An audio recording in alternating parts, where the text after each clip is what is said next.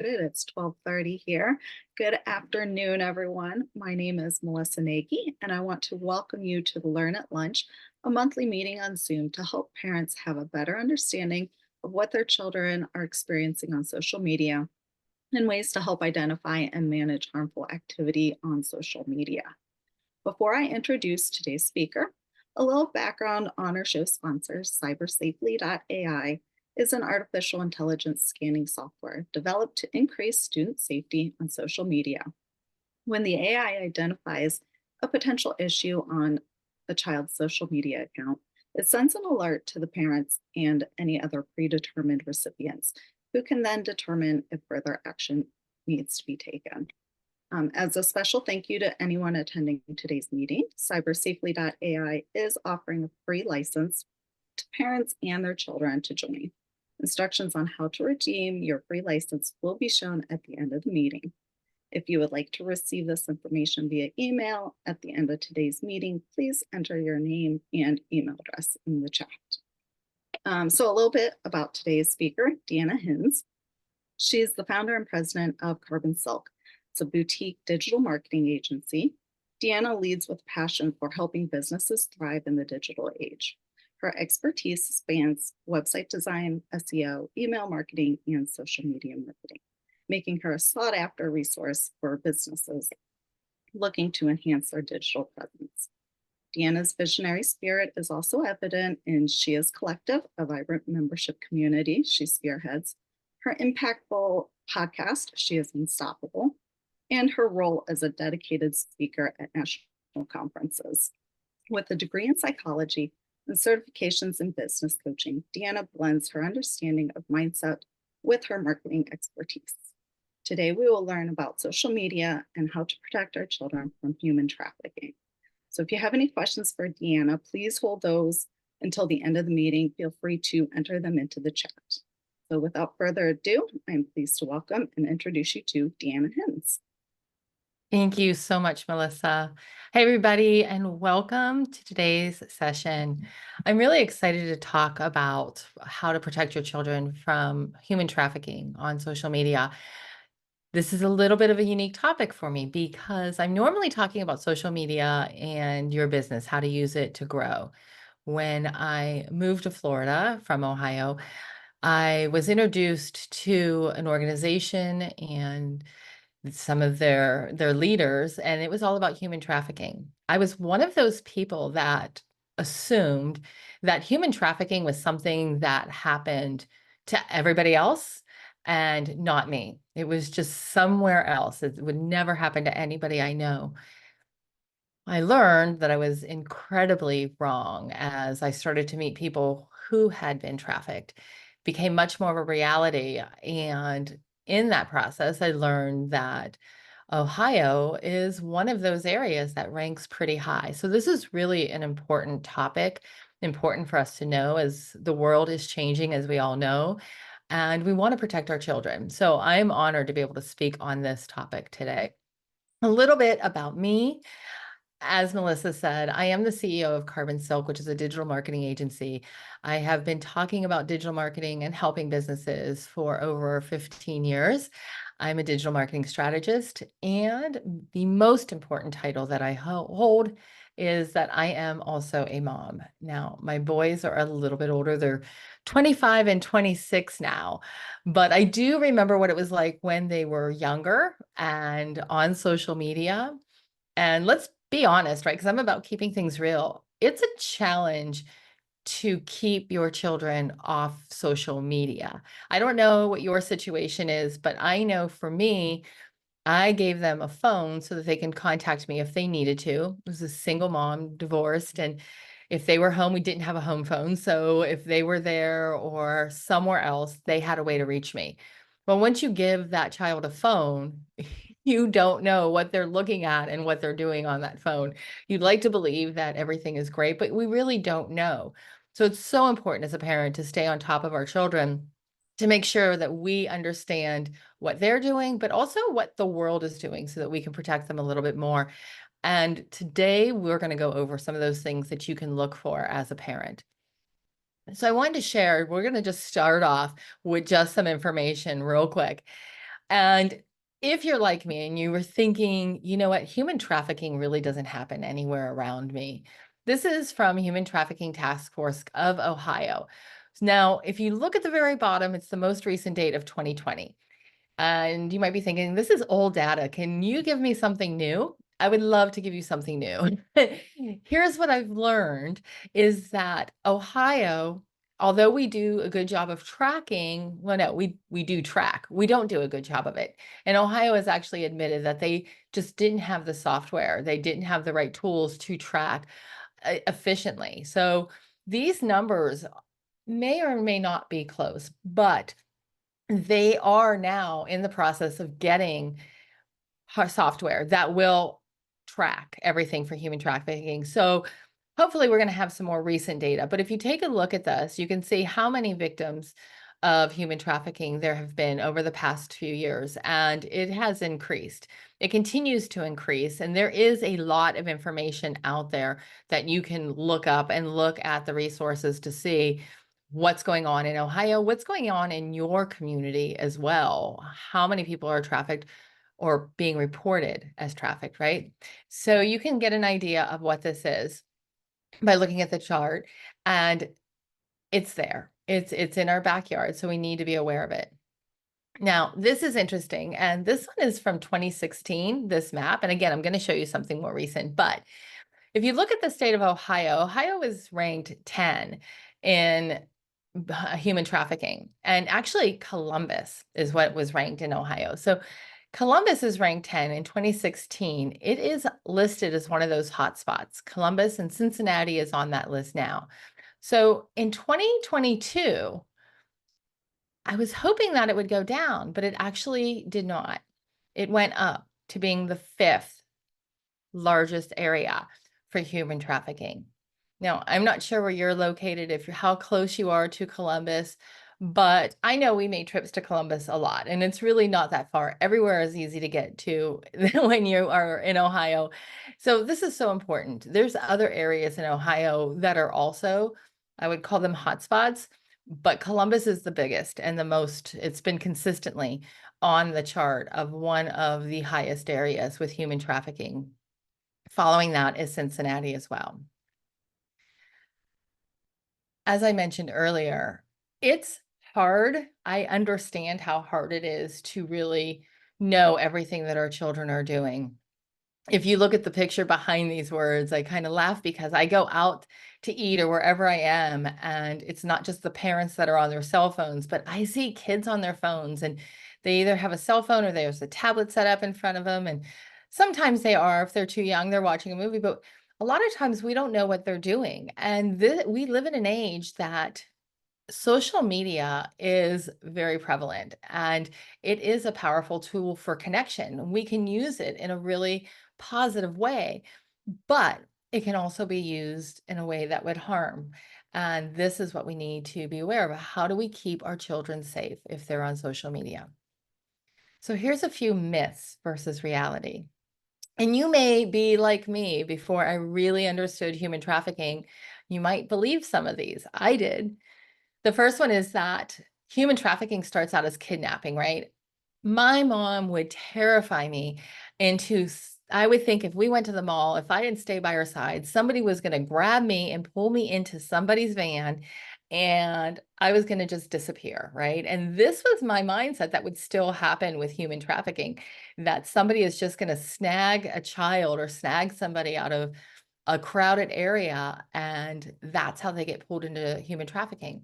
The reality is that's not the case. More times than not, the child actually has a relationship with the person who's trafficking them, which is really scary to think of because it's somebody they know more times than not.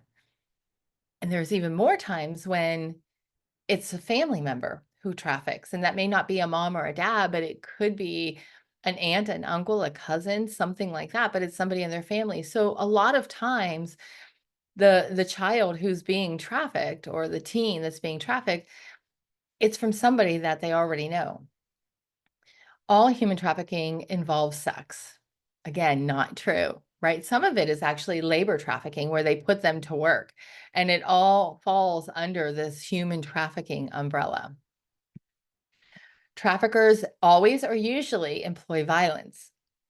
That's what I thought. I thought it was very violent, but the reality is it's not. In fact, a lot of times what they do is they manipulate their victim. So they use things like manipulation or shame. Now, how does this fit into social media, or what do I watch for my child? A lot of times these human traffickers, these predators will come on and connect with these children, these teens, and build a relationship with them. They might kind of convince them to send an inappropriate photo to them in a DM. Once that person gets that photo, then it turns into, well, I'm going to show everybody if you don't do what I want, or I'm going to tell your parents if you don't do what I want, right? So there's this fear. And the key to this is, we've heard it before, and I'm sure we all believe we do this, but if we can improve it, is have that open communication with our children so there's no fear about anything that they may want to tell us. Because this is one tactic that these human traffickers use. They try to hold something over their head. It can be, where it may not even be that person. They may actually just take their face in like Photoshop or something, which is an actual case that I know about. And they can use that to try to shame them into doing what they want. And they would show it to other people if they didn't do what they want. So that was another myth versus reality. Trafficking victims are physically locked in their situations, held against their will. Although that's true, a lot of times they don't want to be there. The reality is they usually do. And the reason that they want to do that is because these traffickers, again, it's not the snatching, throwing them into a van, kidnapping against their will. This is somebody that they know and possibly like, and they're being manipulated in a way that they're almost dependent on this trafficker, and they don't want to go. So there's this whole manipulation, this psychological manipulation that goes on where they're okay staying in it because they think it's okay and they don't want to leave. Women and girls are victims. If I could see hands of how many people thought this was the case, I know I did. That's not true. Boys are also, and men are also pulled into trafficking. And it doesn't matter what your sexual orientation is, it happens across the board. So everybody is targeted in either of these human trafficking. So how do we understand the source, right? And this is going to help you understand a little bit about things to watch for. Why would somebody fall into this? Why would somebody, fall for these tactics? It's so obvious and I don't understand. Well, sometimes it can be a romantic love.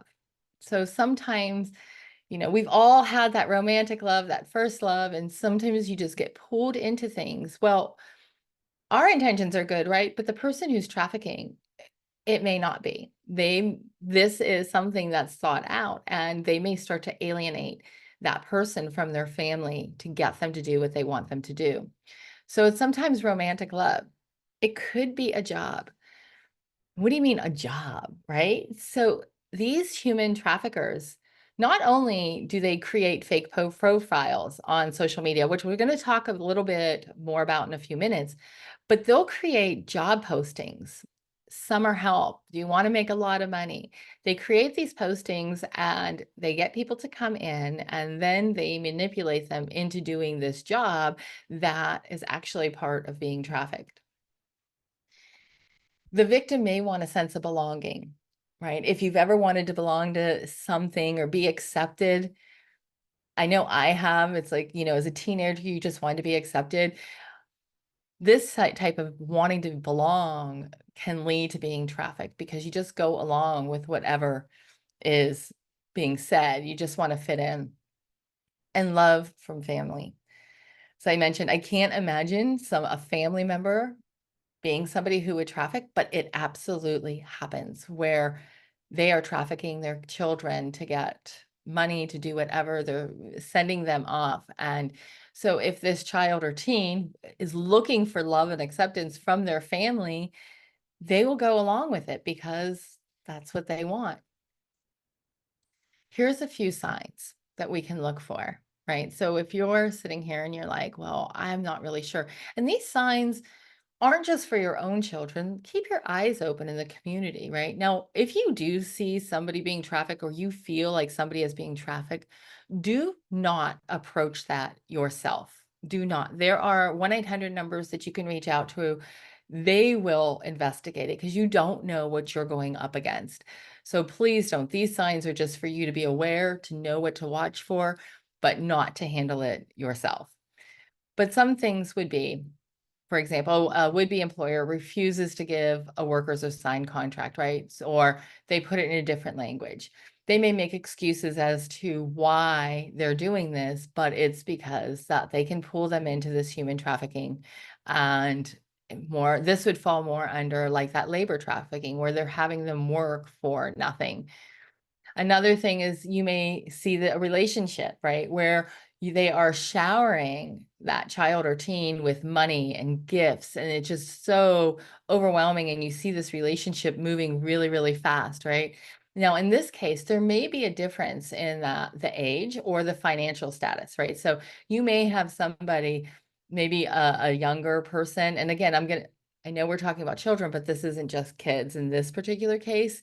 It could be a young adult, but who does not have a lot of money, somebody who does have a lot of financial status or has some sort of status that they will manipulate them into being trafficked.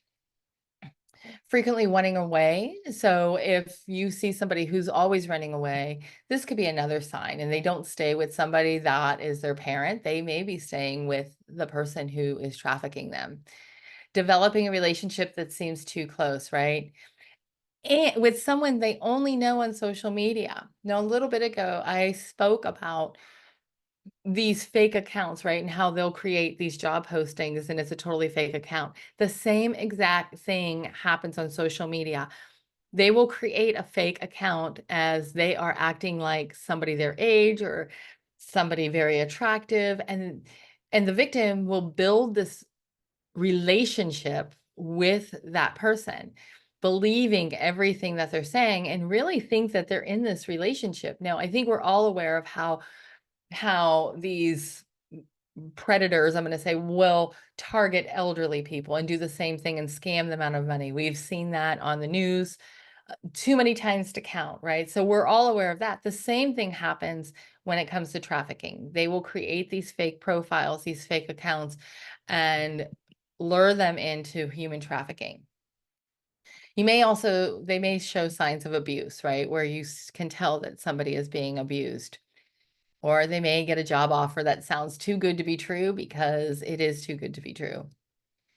So here's what to look for in your child or teen, right? If your child or teen has two cell phones and it doesn't make sense why, if you find another cell phone, a lot of times the person who is trafficking may give them an additional phone, a second phone to keep so that if they need to contact them.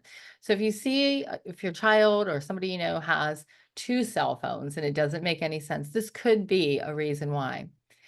They may have multiple dating apps on their phone. There are so many dating apps out there, but if you see that they have them on there, that can also be. You may see a change in their mood or behavior. Now, don't get me wrong. I was 13 one time too, and and I'm sure that I know without a doubt that my mood and behavior was totally off the charts. So you kind of have to use discretion on this, right? Because you do go through this change. But if you start to see this trend and it continues, it could be part of this. If you notice that they're starting to really talk about sex or drugs, but not just talk about it, they have a totally different new knowledge of this that you don't understand where it's coming from. Now, you might just kind of shrug it off and think, well, they learned stuff in school from their friends, right? I think we've all done that before. And that could be the case, but it could be something totally different. So it's being aware, having that awareness of what to look for. If they start missing school, right? Or as I mentioned, that romantic love that they start to alienate themselves from friends and family, that can also be a sign.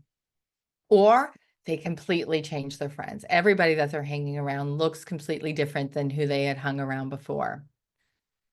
So here's your social media checklist. This is for parents. So this is what you guys need to do. We need to do, right, when it comes to keeping our kids safe.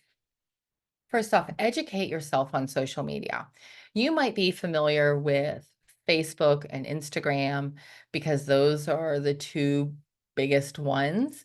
But the reality is there are other social media platforms, and there's Snapchat and of course TikTok we've all heard about, right? But there's other platforms that these kids use that they can communicate and talk to. I know when my boys were younger, I was strict with them with social media, but I wasn't thinking about human trafficking. I was thinking more about their future employer, their college that they were going to go to, their coaches. I just wanted to make sure that they were representing themselves in a manner that would stick with them and not human trafficking at all. So I was probably one of those tougher parents, but they totally got one up on me because I didn't know until after they were out of high school, but were telling me about the other stuff they were doing, and they had these fake accounts. And I guess all the kids would create a fake profile and communicate that way because then their parents wouldn't know what they were talking about and doing.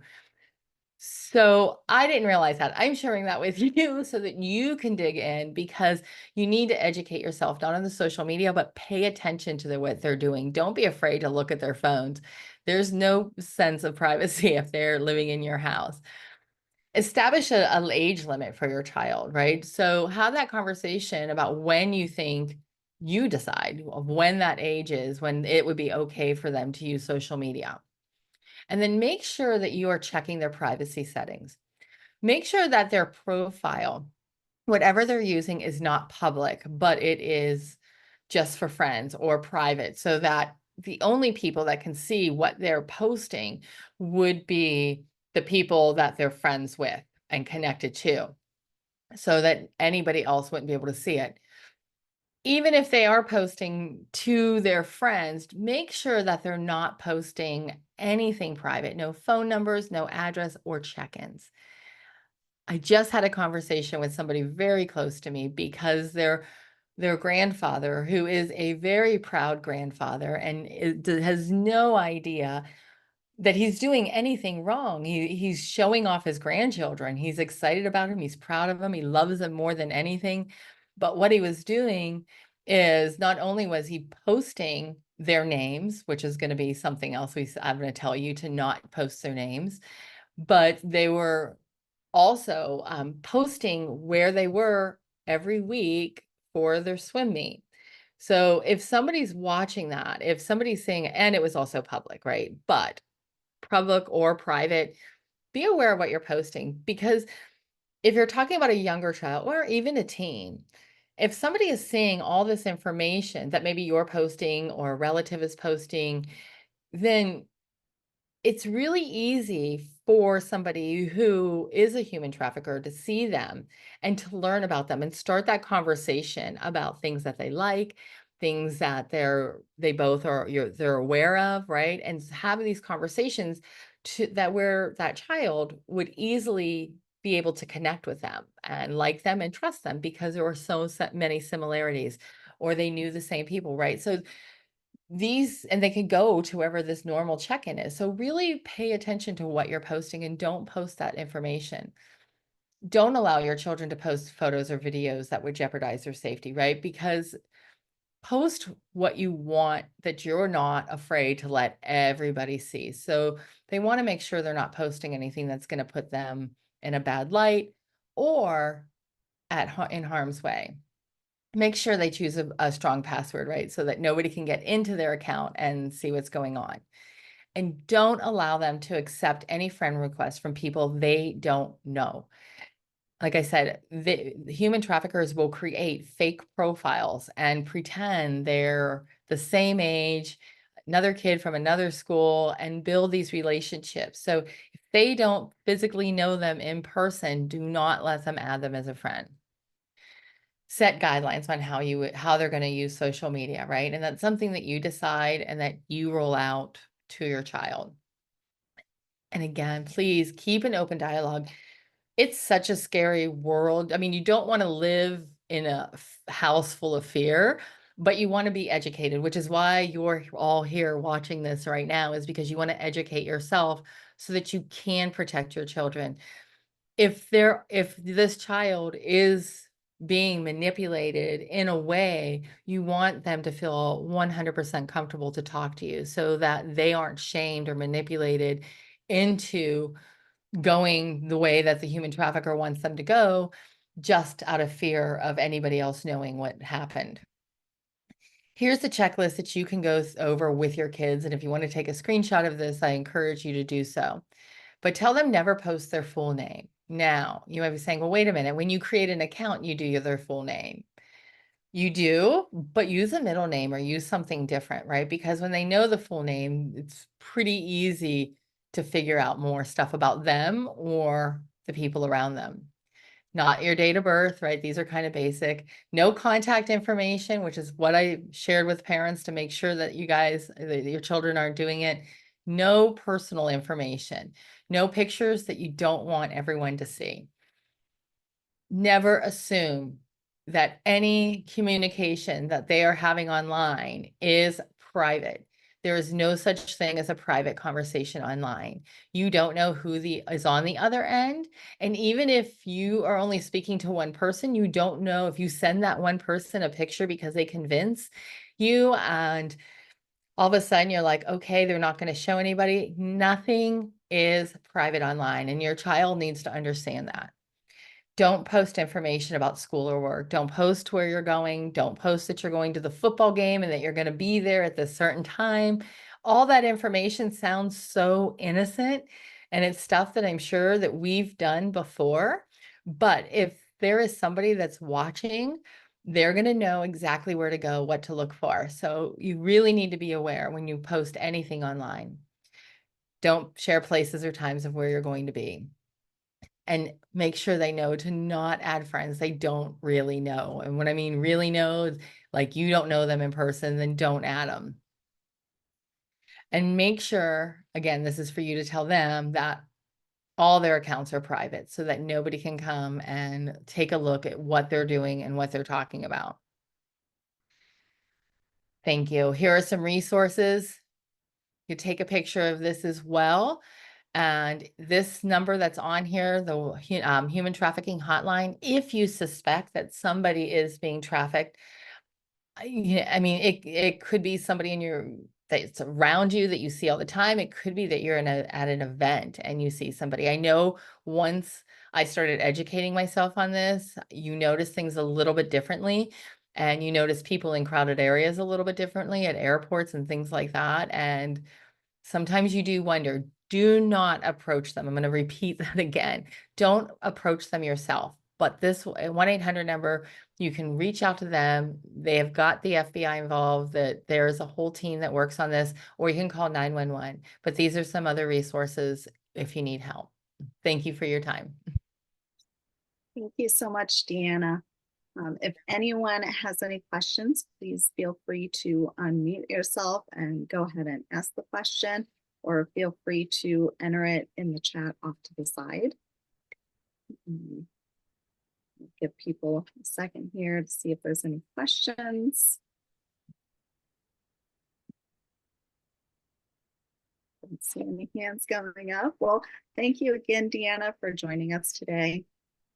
Parents, we hope you enjoyed today's presentation and found it informative. We look forward to seeing you all again next month, Wednesday, August 28th at 12:30 Eastern Standard Time.